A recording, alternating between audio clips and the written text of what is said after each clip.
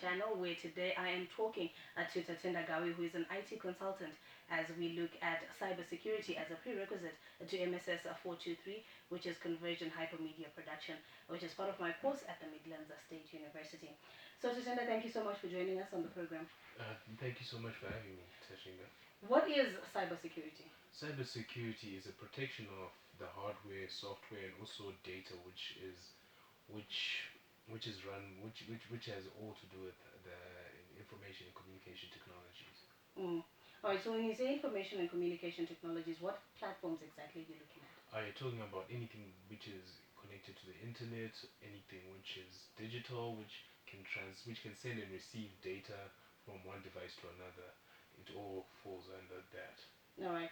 So particularly when we're talking about cybersecurity, especially in the sectors of banking and finance, does it also extend to things like Facebook and WhatsApp? Does that also include cybersecurity? Yes, because your data is your property. Mm-hmm. Even though you've put it out there for consumption to the world, it still belongs to you. So you're entitled to how it's distributed and how it's made. So meaning that if, for example, if you take a picture of yourself, Mm-hmm. that picture belongs to you, even though you chose to upload it on Facebook, meaning that no one can distort it in any way, and you can actually sue for defamation of character if it's used in an inappropriate way because you didn't allow them to do that. Mm. So, in your view, taking into context Zimbabwe, do you think that we are fully implementing cybersecurity and what it entails? I there's been certain suggestions which have shown that we're heading towards that direction, but not necessarily in the sense that there's anything which is tangible now. For example, the laws in Zimbabwe are in such a way that you can't necessarily call something illegal based on something which we consider wrong but wasn't yet a crime when these laws were crafted. Mm. For example, you have situations like revenge porn and things like that. There is nothing which is meant to protect people against it, and usually the wrong person ends up getting persecuted if these things do happen. Because if someone leaks a naked picture of someone, the person whose privacy has been violated is the victim there. But however, with the current laws, that person can be can be tried for making pornographic material situations like that. So it's taking its time, but we're getting there. I Mm. think. So, what do you think needs to be done to fully implement cybersecurity in Zimbabwe? I think it should be done from a legislative basis where they actually consult IT specialists based on what's illegal and what's not, and also use case studies from other countries from what they've implemented and what they have gotten wrong. Because getting it wrong is not just something which we have done; it's something which has happened all over the world when it comes to cybersecurity. Mm. And want to take into context, it is happening out there. People, you know, because we are a third world country, we tend to lag behind on issues of information technology and things like that. But there are people who are really smart out there who are now actually committing crimes, particularly online or via technology. We have that incident of that man in Blair who was a pensioner who lost all his pension money through cybercrime. What is your comment on that? I think it's really unfortunate that these people who are not technologically literate have to be were getting taken advantage of in these cases, which should be the role of the service providers to try and protect these people from it, even though it may be difficult because you have to look at a case by case basis. But there should be more things should be put in place to ensure that this doesn't happen again. Because especially now when we're moving into a realm where banking digitally is now a day-to-day transaction, there has to be laws just put in place to make sure that people won't circumvent the systems and steal from innocent people like that. Mm. But is it only people who are not technologically literate who fall prey to people who commit cybercrime? To an extent, you are right. It could be just anyone, but there are also certain precautions which one can take to make sure that never happens to them. Mm.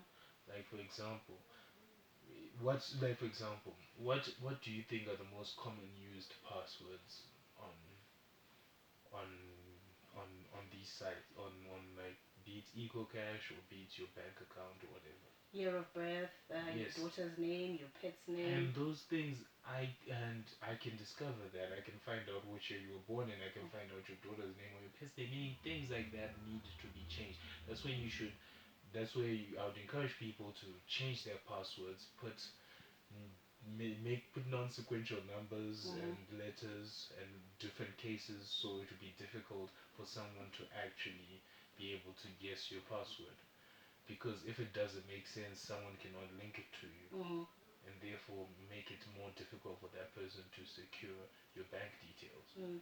And speaking of passwords, is it advisable for an individual to have the same password? You know, people have different accounts and they've got one password for every account.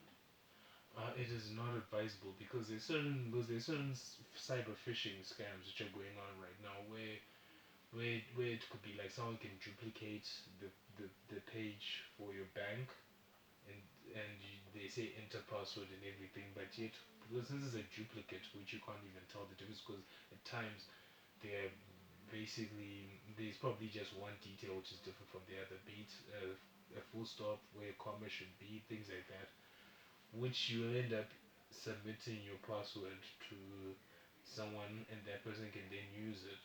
So if they manage to get your password for just one bank account that you own, it's better that it's just that one than it for it to fall onto any to for it to fall onto all the other stuff you do, and also in the sense that it's not always money which is stolen from people, it's also identities where someone can use your identity to do fraudulent transactions with it, things like that.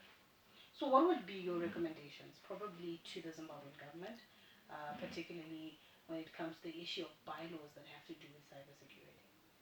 Okay, that's what, as I was saying Mm. earlier on, that the government needs to consult people in this industry in order to make laws for the industry, because what will happen is that if was yes, while there are certain situations where it's a bit touch and go and it's not necessarily that easily defined, that's where they'll need people's help in defining that. Because for example, like when America tried to make rules and regulations pertaining to revenge porn, one of the things which some of the people which ended up being enacted as a law was that in order for a woman to claim that yes, these are my pictures just distributed without my consent, she had to file copyright on all her body parts. So she had to go to a studio, to a copyright office where they had to take pictures of her naked countless times. Like be it like of every article of hers, be it like taking 100 pictures of her breast or something like that to prove that yes, those are hers, which ended up being more traumatic than actually trying to help the person who's been affected. So those are situations where they need to consult, be it the people affected by this the most, and also the IT specialists who get to inform them on the policy and how it should be implemented, and also set blueprints on how it can be regulated as well as enforced, Mhm. the punishment for these things. And lastly, just as we close, what would be your recommendations to individuals out there, not just pertaining to their passwords, but how best as well can they protect their data from cybercrime? Okay, yes.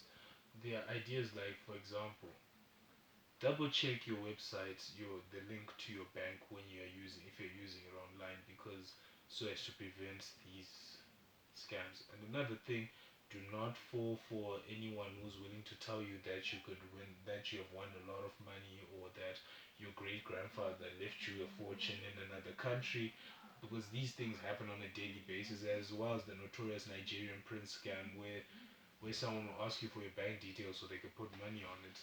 That is all false. So usually, if something is too good to be true, it definitely is. Mm. Thank you so much, Tatenda, for coming through and speaking to us about cybersecurity.